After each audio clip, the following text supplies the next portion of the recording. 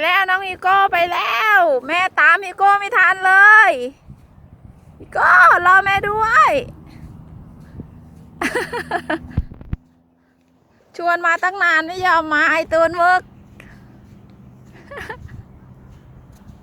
จันทบุรีค่ะปี2563ค่ะ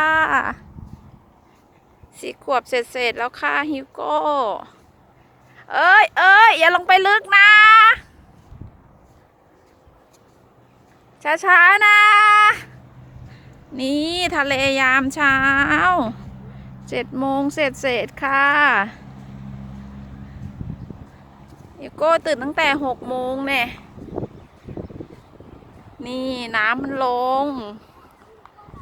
หาดกว้างมากโอ้โหชุดเปียกเลยอ่ะน่าจะเปลี่ยนชุดมานะลูกเนอะ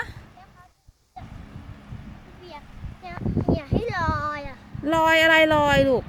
ลอยน้ำทะเลนั้นอ่ะหนูอยากเล่นน้ำมาเลยลอยน้ำทะเลนั้นอ่ะไม่ได้ลูกไม่ได้หนูไม่สบายอยู่หรือเปล่าไปวิ่งเล่นได้ลูกปะ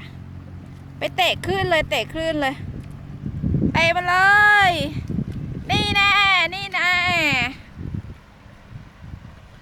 เตะคลื่นเลย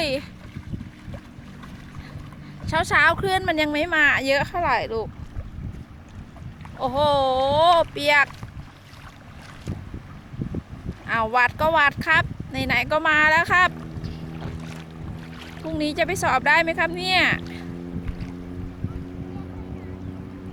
นี่ก็เรียนว่ายน้ำ